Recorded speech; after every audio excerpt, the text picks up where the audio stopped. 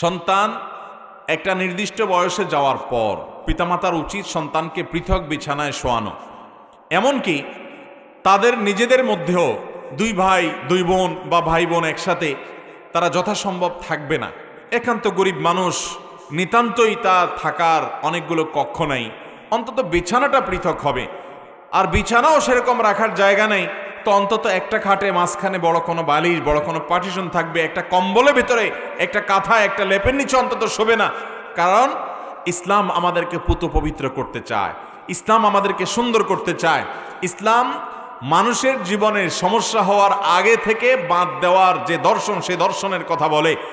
আল্লাহর পক্ষ থেকে মনোনীত দিন হওয়ার কারণে আল্লাহ জানেন বান্দার কোন পথে গেলে এর পরিণতিতে খারাপ কিছু হবে। এজন্য আগে থেকে আল্লাহ তাআলা সাবধান হতে বলেন। আপনার ছেলে মেয়েদের আপনি যদি একসাথে মাখামাখি করেন এবং